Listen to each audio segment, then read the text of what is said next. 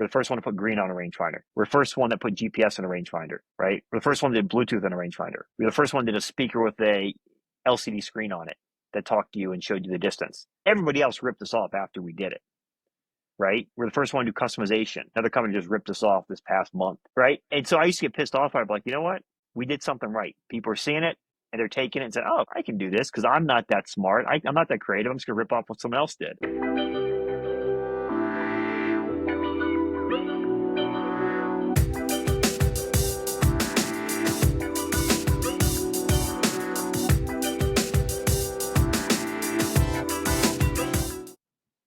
Welcome to another episode of Tools, Talents, and Techniques. And today I'm joined by Jonah Mytro of Precision Pro. So this is going to be a lot of fun because, there's many people that may be listening know that I'm into golf and consumer products and entrepreneurship. And I got a lot of questions and I want to learn more about Jonah. So I hope this is a productive conversation and an easy listen for the listeners out there and the people watching. So without further ado, here he is. Jonah, welcome to the program. Glad to be here. Let's kick this off. Let's go. That's right. Let's go. So, okay.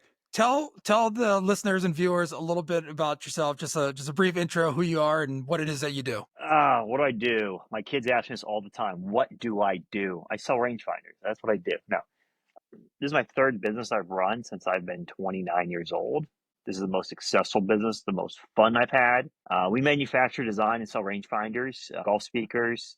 We have a golf app, all under the Precision Pro Golf brand. Been in business for 10 years, been through the ups and the downs of an economy, COVID, hiring, firing, vendors, direct consumer, Amazon. I mean, you name it, I've seen it. So yeah, we love golf and have fun doing golf every single day. So I got a ton of questions for you, but and especially when you say at 29. But before we get there, let's talk about your origin story. Where are you originally from, and what was your childhood like? So from DC, I grew up, went to school in Ohio, and kind of bounced around between Boston, LA, Philly. So I'm based in Philly now. So single mom, entrepreneur spirit. She started her own nonprofit when she was 25 years old, ran that for 40 years until she retired. Pretty successful, still going strong, but I've always had the entrepreneurial spirit. I didn't want to work for anybody, maybe because I don't like to listen to people, which can be a bad thing, especially when your wife's on your case about stuff. But I've always been, I think my first business was buying and selling stuff on eBay, basketball shoes, jerseys, finding stuff at Goodwill that I can flip and make money on. So I've been doing stuff since I was, in high school.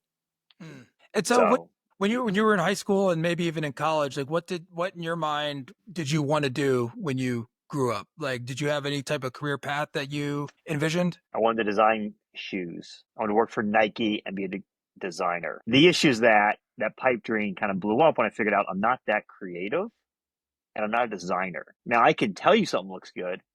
That was my pipe dream, but honestly, I didn't know what I wanted to do until I got into college. So in the early 2000s, the dot-com age started to blow up and internet marketing and Google and Facebook all were the rage. So that's kind of the path I took, was internet marketing, digital advertising. I did that for 10 years out of school until I decided to go on my own and kind of launch my own agency. And was that your major in college? It was business. Is business? Okay. I tell people that go to college, 90% of what you learn is not about what's in the books. It's about you growing up as a person, as an adult. I use 5% of what I learned in college. It's the connections you make. It's the experiences you have, how you grow from 18 to 22 when you're on your own for 4 years, figuring it out. Like, that's what college is about. Unless you're a doctor, lawyer, you have to be technical. All those majors are all BS. No one asked me what I majored in, what my GPA is. It's all real world experience. What do you do in your first job? How do you make it happen? How do you work through the ups and the downs? And how long after college did this settle in for you to realize that? Because the way this, and I 100% agree with you, but when did it start to settle in that you're like, oh man, like, that was BS, or did you know it at the time when you were like, yeah, I'm not going to use this? No, because we all tell our kids you have to go to college, you have to get a degree, you have to get your first job, and create your road to success, right? Nowadays it's changed. 20 years later, you don't have to go to college. I remember one of the first employees we hired never went to college. At 18, he graduated high school, started his own email marketing firm, wasn't successful. I interviewed him and I asked, well, you didn't go to college? He's like, no, I didn't. I was like, I don't care. A college degree doesn't dictate if you're going to be a good employee or not. He worked for us 4 years and then went on to do something else, and he was awesome. He was a great guy. When did I learn? Probably 10 years after school. Yeah. Thinking back, like, was it worth it to go education wise? No.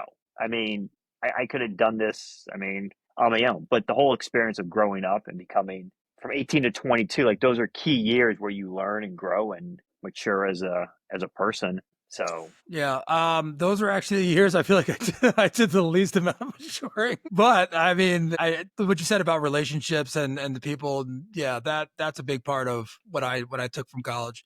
So okay, I definitely want to touch on because you said when this is the first thing that's been the most successful, with Precision Pro. Walk me through some of those years when you were trying to find your way, when you were learning about what the real world looks like. yeah, I mean, so again, I worked for an agency for 9 years and I learned a ton, but at a certain point I was like, I want to go do my own thing. So I started my own digital agency at 29 and just went to companies and said, hey, I'll run your website.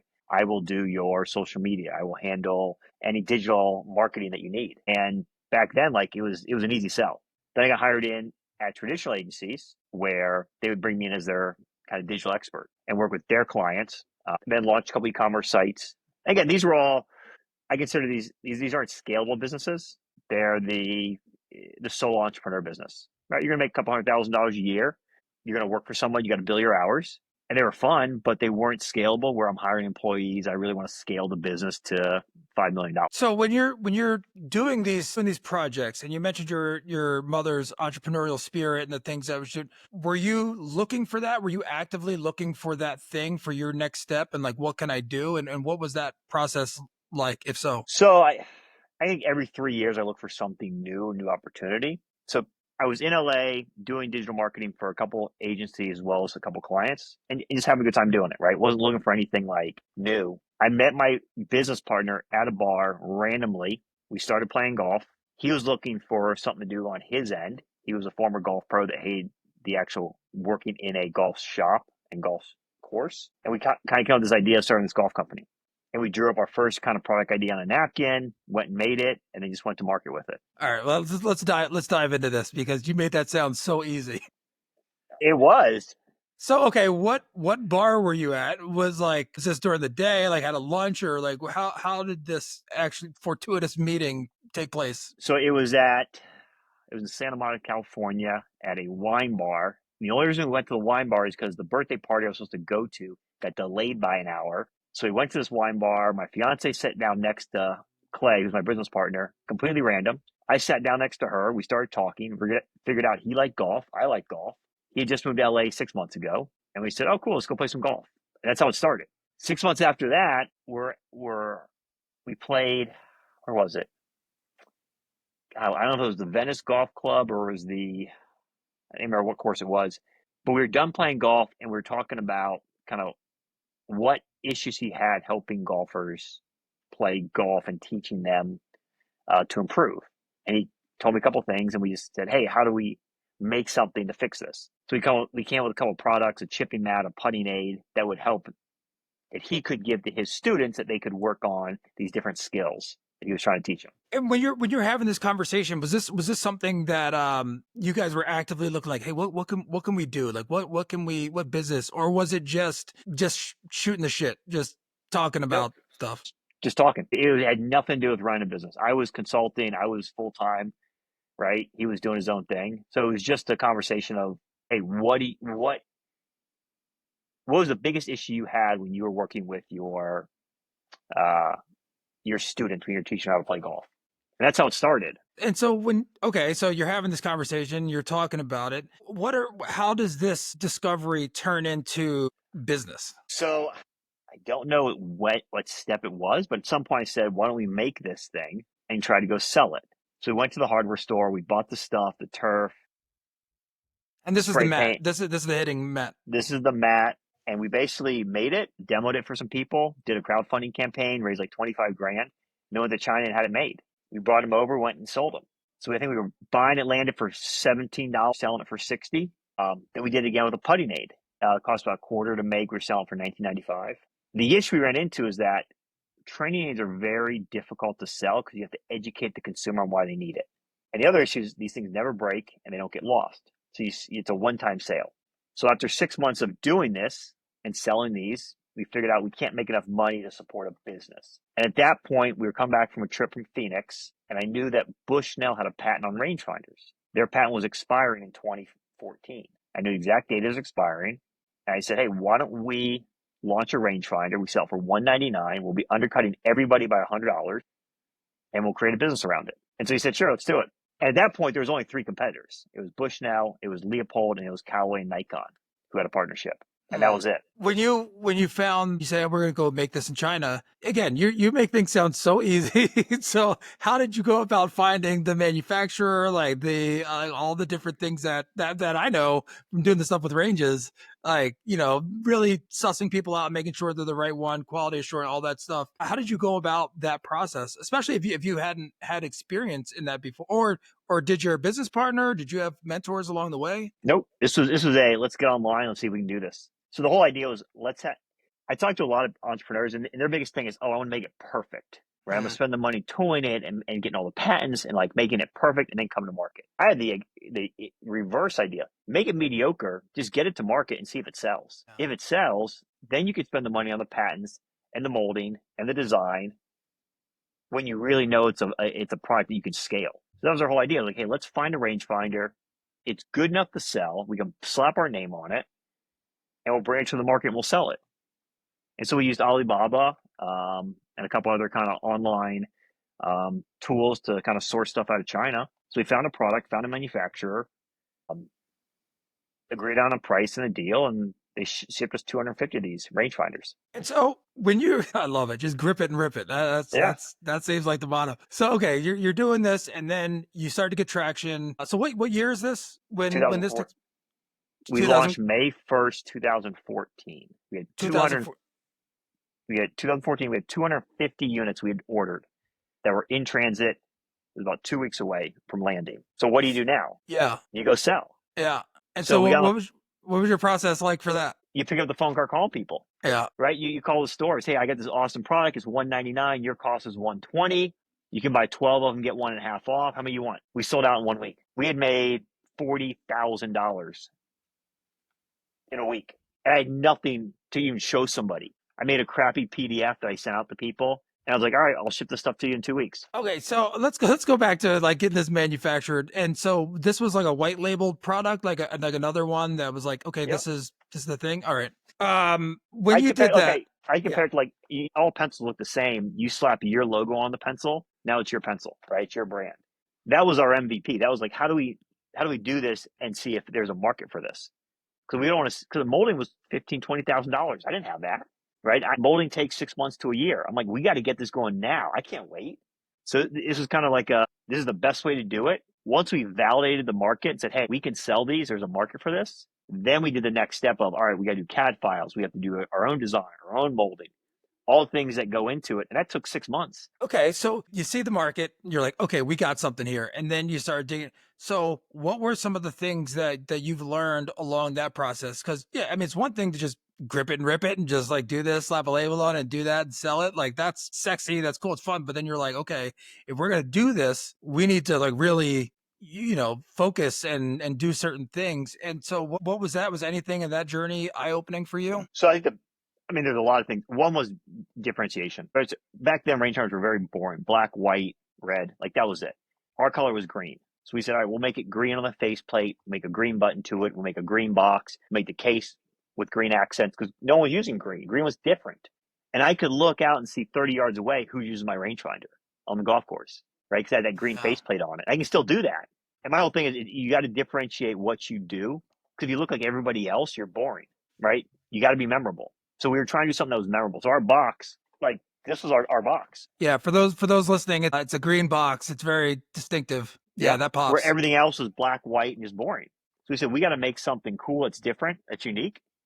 And so we did that. Number 2 was treat the customers with as much respect and dignity as you can because they're the number one priority in your business. If you dick them around and screw them over, you'll lose the customer and you'll just lose your reputation. So we said, hey, we treat a customer like we want to be treated, do things for the customer that it goes above and beyond. So let's say sometimes a rangefinder is not working, there's an issue, I'll send them a new one, right? And don't even send the old one back, right? That experience, right, with that customer, whether it's a retailer or an end customer, speaks like goes a long way in terms of your reputation in the industry. And hopefully they're going to tell their friends and their golfing buddies about like how great experience they had. You know, I So love having these conversations, and this translates to everything. You know, like whether it's a product, a service, how it matters, and some of the details and how you do things really matters. How you show up in the world, how you respond to challenges. So yeah, that tracks with a lot of things that I think. But I let's want talk to about ask you. this. Yeah. Let's talk about the downside to this. Here's the Okay. downside with working where you can't control your supply chain. Mm. Have you ever seen the inside of a rangefinder? Actually, yes, I have. Yes, So I this is what it have. looks like. For the viewers that can't see, it's the internals with the microchips and all the different components. So this is the most important part. This is what really matters. What you have happen is, let's say China gives you a price, right, to manufacture that, right, $50. What they're going to do is they're going to say, hey, I can get these components a little bit cheaper 6 months down the road. So I'm going to cut my costs. I'm not going to use the same components just because I can save 5 cents or 10 cents here and there. And over the course of 10, 20, 30,000 units, it's a savings, right? But they don't tell you. So your first batch is great. Your second batch is great. Your third batch could have some issues. Your fourth batch could have some other issues. You don't know that until you test every single one. So 5 years into our run, we had an issue where we were transitioning to a new product, a new manufacturer. Our old manufacturer changed some of the components and the product stopped working. Now So that those you, just things, yeah, that's just something that when you don't actually like sit there and build it yourself, those are things that especially Asian companies want to do. The second thing I learned through all this is that Asia will tell you yes to everything. Hey, give me 10,000 units. Sure, why not? Let's go. But they'll deliver half of it and be okay with it. Mm. And the issue is that if I commit to 10,000 units, I've sold 10,000 units, I only get 5,000. Well, I'm pissed. My customers are pissed. But China's like, well, we did our best. So now learning this again, you're going through the process and you're having these experiences and you're learning these things. Are there things that you feel like if you would have known that ahead of time, you would have done it? Or are you grateful that maybe some of your ignorance was bliss? The reason I asked this specific question is because based on what you're saying, and you're like, no, you're just blowing through stop signs. You're like, nope, I'm making this happen. I'm doing it. But then it's like, well, wait a minute. Okay, yeah, the QA should have been there. The quality assurance, or we could have went there for a spot check, or we could have put this in the spec, or in those. Are those things that you're like, well, I learned that lesson, and maybe I wouldn't have done that if I would have known, or they were worth the cost of just blazing through? When you're a two-man operation, which we were for the first 3 years, like, yes, you can check every single product. You know how long it takes? Mm. I was quality checking every single rangefinder that landed. It took me 60 minutes to do about 60 rangefinders, Yeah, no, right? not scalable, not sustainable. So we're like, all right, we'll check every two rangefinders that every box will check, right? Or the factory has to check. Here's the thing: none of us are. Every business is going to go through these issues, right? Even if you've gone through them in the past, you're going to go through them in the future, right? You learn from it. So what's the biggest? I mean, the biggest issue I would have wanted to get in front of is when tariffs came into effect in 2019 and 20.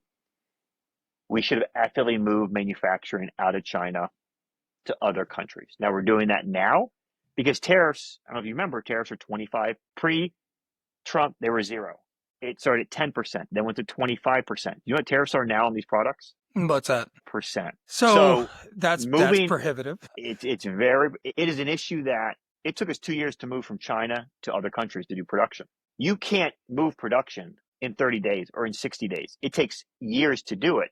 Even people that have millions of dollars to spend on it, it still takes time because at the end of the day, it's quality. If I make a crap product in another country, it affects my business. So I couldn't move to another country and make the same product unless I knew the quality was going to be in line, if not better than what I'm doing right now. When you mentioned the early days, it was a two person operation, and you're doing these things. Did you ever lean on other resources, mentors? Did you reach out to other people that have gone through it? Like, what was your process of knowledge, or like books, reading, podcasts, anything that helped you along the way? Honestly, the first 3 years, just wing it, just go, just do it. I mean, I knew the digital background, right? So that was easy. I'd done the website stuff. I knew this is when Shopify was really taking off. So we did bring on a board of advisors like 5 years in. At the end of the day, some of those guys brought us some good kind of feedback. Some didn't, right?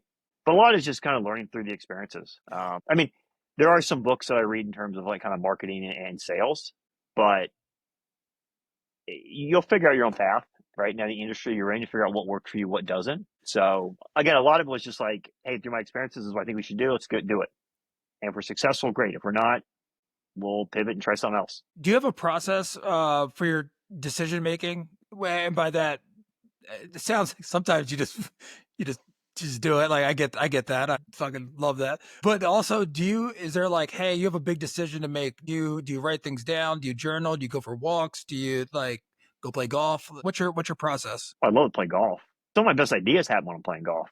But I'm an idea guy, so I have tons of ideas. I'll go to my team. Hey, here's the idea. What do you think? I'll get their feedback because they're all going to give me their honest feedback. And they're not going to say, oh, yeah, it's great. It's awesome. No, like they're going to say, no, I don't like it. This is why. But also reach out to other people in the industry. I mean, being in this industry, I've gotten to know so many people that I can just reach out to like, hey, this is what I'm thinking. What do you think? One of my best ideas we had, probably the best and the worst idea, 2017, 18, we had said, how do we generate leads for rangefinders, but we don't want to spend money to do it? So he said, why don't we go to one of the big golf publications and say, we'll give a free battery out to anybody that's got a rangefinder because all the batteries are the same size. So he did this. It was a 24-hour kind of promotion where you go on our website, you fill out this form, and you get a free battery, right? 4,000 batteries were requested in 24 hours. Wow. Oh, that's proof of market. And yeah. Right. So that was amazing. But now the downside was I was like, oh, guys, now you have to go pack 4,000 batteries in individual envelopes and then ship them out to people. And it took my team like a week to do it. Yeah. Genius marketing, like execution. We didn't really think of the execution side of it. So it's fun to hear you talk about some of these things and you have a smile on your face because this entrepreneurial journey, it is fun. It's frustrating and, the ups and downs and all that. Like, it's fun. There's so many things that you do and all this. So it's cool to see you with a smile on your face and you guys are still doing really well. So where are you in the market right now I remember before you're top 3 in rangefinders, right? Yeah. So we're top 3. I mean, Bushnell is a leader. They're owned by a conglomerate. They've been in this space, 25 years they've been doing this. They kind of developed the market. Mm-hmm. So we're top 3. We're in all the big box stores. We're in all the retailers. We're in Greengrass. We're international. We're rolling out into the UK and Europe April 1st through a new partnership. That's pretty cool. Australia, New Zealand, Iceland, South America, Mexico, Canada. So we're worldwide. Sorry, what were we talking about? Well, okay. So here's the overarching question I have for you. You're top 3 and like market size. But do you feel this is kind of where I'm going with what I'm thinking and feeling from this conversation as an entrepreneur, as an idea guy, and as somebody who is, you're making things happen, you're doing it. How does it feel right? Do you feel like you made it? Like, you still have the hunger to do these other things and expand? Like, where's your mind state at right now with the business? No, so I mean, every 2 years we launch a new product. So our new series just launched this year, the Titan series. It's probably the best product out there. Fully waterproof, rechargeable, titanium aluminum shell, killer designs, hooks up to GPS, Bluetooth. Like, it's amazing. So every 2 years you get that reinvigoration of like something new's coming out, right? You get the new car, it smells good, like it's awesome for about a year. Then what's that next thing that's coming out? I would say that we're doing really well with our retailers, our website, our Amazon, but we're seeing a lot of ankle biters. And I hate ankle biters. You know who the ankle biters are? The cheap crap out of China that doesn't care about brand. All they want to do is sell some for the lowest price they can, undercut each other, and export it out of China into the US. And they're doing it via Amazon. And they're doing every category, not just ours. Right? I went to look for a printer cartridge last night for our house. Do you know how many printer cartridges there are out there for the same type model? You're talking 50 different printer cartridges. Every one's $1 less than the other one. And they're made in the same factory. They just have a different brand name on it. Now that you're in this side of the business, that's obviously something that really pissing you off right now. But now that you're in this side of the business, is that the biggest thing that pissed you off? Are there other things that you're like, man, like this is wrong, or they need to do away with this? This is the biggest issue that I'm facing. So I'd say 2 things. My first thing I always feared was someone ripping us off. Well, now I'm looking at we were the first one to do a magnet in a rangefinder. We're the first one to put green on a rangefinder. We're the first one that put GPS in a rangefinder, right? We're the first one that did Bluetooth in a rangefinder. We're the first one that did a speaker with a LCD screen on it that talked to you and showed you the distance. Everybody else ripped us off after we did it, right? We're the first one to do customization. Another company just ripped us off this past month, right? And so I used to get pissed off. I'd be like, you know what? We did something right. People are seeing it. and they're taking it and saying, "Oh, I can do this because I'm not that smart. I'm not that creative. I'm just gonna rip off what someone else did." Mm. So I've kind of gotten through that. I'm like, it's just kind of, you feel good when someone like sees what you're doing. And says, "Oh, I want to do that." I think the biggest issue we run into is that, and this is again as a macroeconomic issue that we're seeing with Amazon. What does Amazon care about? The lowest prices, and that is it. They do not care about quality at all, right? They want 3PL people. They want third parties to come in there, list their products for the lowest price they can, sell them. Amazon's going to take their 15 to 30% cut. They're going to have 30-day warranty on it. After 31 days, deal with the manufacturer. Tariffs are not affecting this. You know why? Let's say, okay, that guitar behind you. Let's say I made that guitar and it cost me $100 to make. China makes it for $100. They ship it in. They can say that costs them $5 to make, right? They're going to pay a tariff of 45% on $5, or I'm going to pay a tariff of 45% on $100. Who's got the advantage here? Yeah. The Chinese manufacturer. Amazon's not going to care. U.S. government, all they care about is collecting their money. They have no way to verify how much that guitar costs, right? So you can tariff the crap out of like importation of products out of China, but China still has the upper hand here because you're not doing anything to cut off their flow of exports. Every time a company exports products, they get a subsidy from the Chinese government. So their whole thing is volume. Export, export, export, much stuff they can. And do you know how easy it is to sell something on Amazon? No, I never You could sold anything on you Amazon. could set up today and put anything up there you wanted as long as it wasn't a branded term, right? Like let's say there's certain like Nike shoes, right? Can you sell Nike shoes on Amazon? Probably not, right? But if you want to make your own branded shoes and get them up there and sell them, or tchotchkes or widgets, whatever, easy, done. In 30 minutes, you're up and you're selling. That makes a lot of sense because I mean, Amazon makes it really easy to buy things and return them and do everything. So it makes sense that on the seller side that it'd be that easy. Yeah, it's something I explored, with what we're doing with ranges, but it's not something that I had even looked that much into because I was like, there's too much else to focus on right now than Amazon right now. You know, So, but no, sorry, go ahead. no. So again, and that's the biggest issue I have with tariffs, right? Mm-hmm. It's affecting U.S. companies that rely on outsourcing because I can't build a factory here. Our products aren't made here in the U.S. They're made in Asia, where that whole. I mean, I've been to Vietnam and China. Both those countries were built around manufacturing, whether it's textiles or apparel or electronics. I could go to my factory, and within 5 miles, I can visit every single factory that makes a different component for one of my products. The case, the box, the internals, the molding, the colors, right? The accessories, like it's all there and it's all centralized. We're not going to have it here in the US because that's not how we were built. Everything that you've said so far about the ideation and the creation, being creative and every 2 years come out with something new, and then everything you're learning now in your previous experience when you're working with the company and growing up with your mom, are there things that you're like, what's really helping me right now and where I'm at? Like I learned this then that translates into this entrepreneurial journey. Are there things that stand out that you find that were most useful or helpful from your experience? Because you just covered a very wide range of things like government I tariffs, like honestly you have. no. Well, No. as an entrepreneur, like there's a lot of things, the sales piece of it.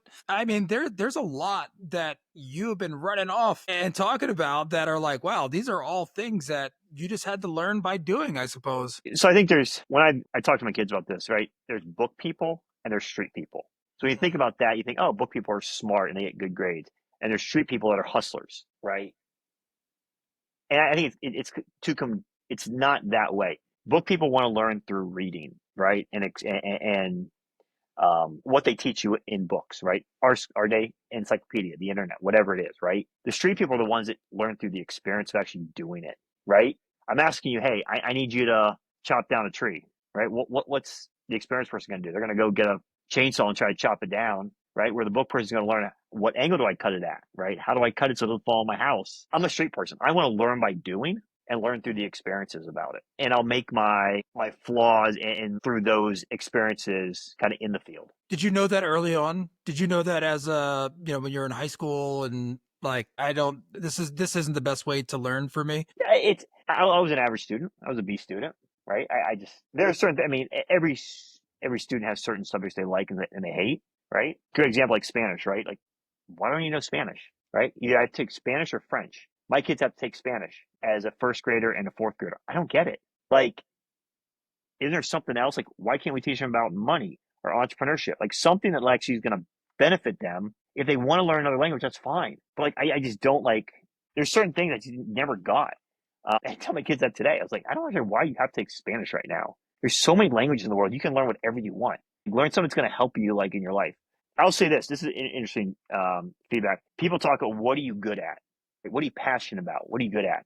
Right. So what are you good at? Me? You asking me? Yeah. Yeah. What are you good at? I think I'm good at a lot of things, actually. I'm good. I mean, you talk about in a work skill or a life skill? Whatever. Like work skill. What are you good at in life? Like what's your passion? I'm good at making things happen. I'm good at making ideas a reality. Okay.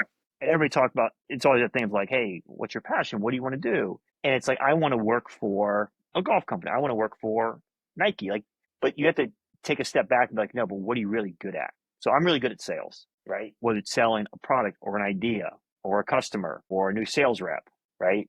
Like that's what I'm good at. I can do it for any industry I want. And everybody's got to figure out what are they good at, right? We work with a designer. He's great at designing stuff. Yeah. He's a terrible salesperson, but he's good at designing.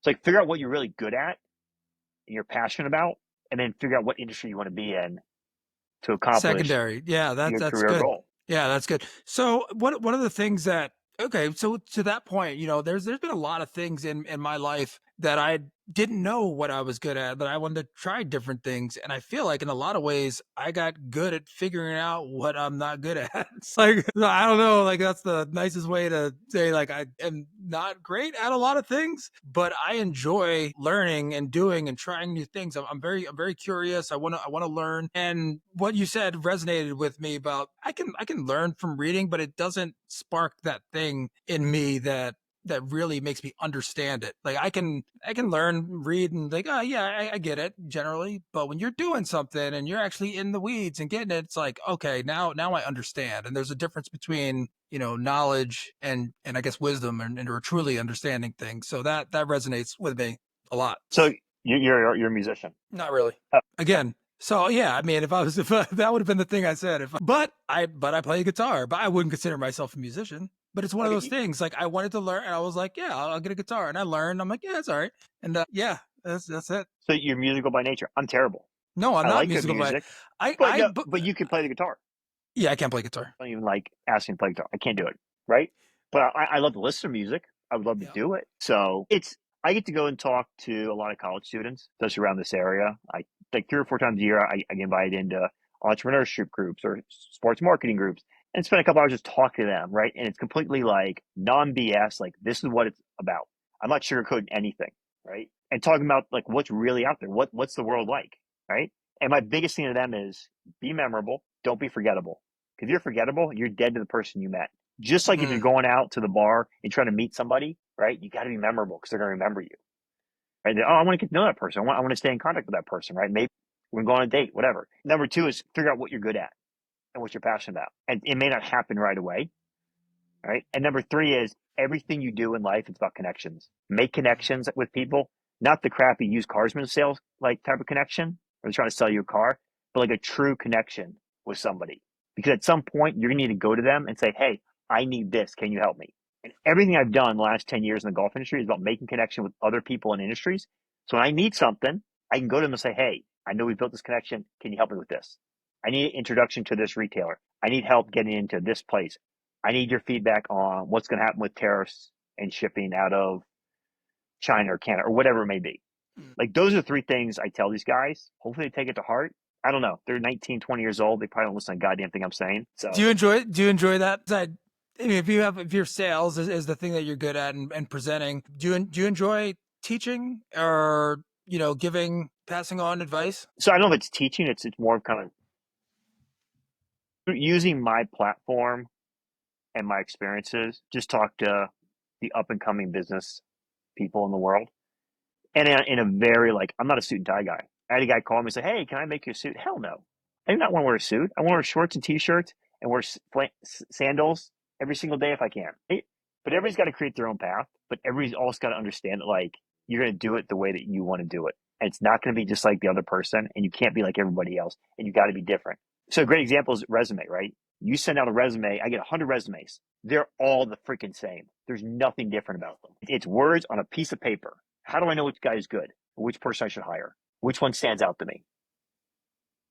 None of them. So I tell them, put your headshot on it. That's standing out and like and what you're doing and that tracks with everything else you're saying, you know, having the green on the inside and everything you're doing to pop. So like that marketing, that sales, your business partner. So you got the two co-founders and you guys Yep. are still like Yep. what's his strength and like how do you guys balance each other out? So he's very like operational side, very analytical, and I'm completely opposite. I have an idea, I'm gonna run with it. I'm just go with it. Like I'm gonna go sell, I'm gonna go pitch, I'm gonna go like make a deal, right? Hey, we have 3,000 units we need to sell. Who do we sell this to? I'll go sell them. Right? He's the analytical side. He's working with the factories in terms of pricing and bringing stuff in, making sure our budget and our finance are like on par. So we work very well off each other. And we'll go, and again, I'm the idea guy where I'll be like, hey, I've thought about this. And he may hate the idea, right? Because he's just very like, I would say he's more pessimistic. I'm more optimistic because he's more into the kind of the numbers and the finance and kind of in the weeds where I'm like out there like making stuff happen. So it's a very good relationship in terms of going back and forth. We butt heads on stuff and there are things we don't agree on. We got to figure out like how to get through that. But that's true about any, like running a business on your own versus running it with a partner, especially an equal business partner, are two very different experiences. I've done both. Working with a partner is great. Again, you don't have the final say on everything, which is good because sometimes they're going to prevent you from making a mistake that you would have made if you said, hey, let's just run with this idea and figure out that it's a terrible idea. Man, there's a lot here, especially when you think of when you have the partner and you balance each other out and how you're doing things. Well, number one, how long have you been playing golf? Because you said he's a former like PGA pro, right? Yeah, so he was a teaching pro. So I've been playing golf since I was 11 years old. So 33 years I've Okay. been playing. Who's better? You're him. Oh, he is. I mean, Yeah. he played in college. Like I'm probably a 5 handicap. He's probably a +2. Wow. Okay. But again, I've also played basketball my whole life. Like I'm a better basketball player than he is. Hmm. Right. But it's one of those like, I asked him like, what's the difference between good players and bad players on tour? He said, all the guys can drive down the middle. All the guys can hit it right on the green. The difference is 125 yards and they're putting and they're shorting. That's where it makes the great players from the mediocre players, right? Your top 10 versus your top 100. And I've seen, and he is, you would not think this guy can hit the ball 300 yards, right? He just like, he can take all the power and drive it 300 yards, put it within 5 feet, make the putt. Like, awesome golfer. And he even says, like, to make it on a mini tour, even in the Corn Ferry, is so tough because everybody's good. Everybody can drive at the same distance. It's that short game, and the putting is a differentiator between a great player and not making the That always amazes me when I play with people that are scratch or, you know, plus handicap. And I don't do it often, play with those folks. But when I do, sometimes I think like, wow, it's crazy that you are that good and you're not even sniffing the pros. You know, like the difference between those folks and the people that are on tour, it's night and day. And yeah, it's crazy. But now that you know what you know, and I want to be mindful of time. We can take off here, and I have a couple more questions for you. Do you wish, or somehow, like you started earlier? Because sometimes people are like, "Man, if I would have started playing guitar earlier, maybe I'd be that further along." Is this something that you were like, "Man, if I could have just did this faster," even though you just blew through a lot of the signal posts along the way? Is this something that you think back on and not regrets, but like, man, if I would have done this or that at this point, maybe we'd be even further ahead in life or yeah. So in business, we couldn't have done it earlier because there was a patent that expired. So what happened was the Bushnell would sue companies that came out with a product during their patent, and we just shut them down. So we started the first day we could, right, to do this. This is what I would say. During the COVID boom of golf, there were so many people reaching out to me. Let's buy the company. I want to buy the company. I want to buy it. Like, no, we're good.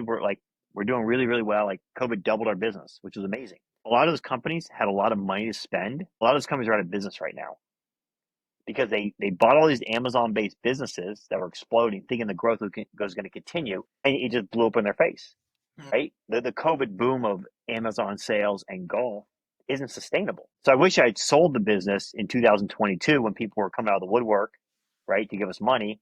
It would have blown up. They could have bought it back from them a couple of years later for pennies on the dollar, right? Kind of what Barstool Sports did, right? Mhm. But again, it's we weren't ready to sell at that point, right? We were enjoying what we were doing. We had a good team, making good products.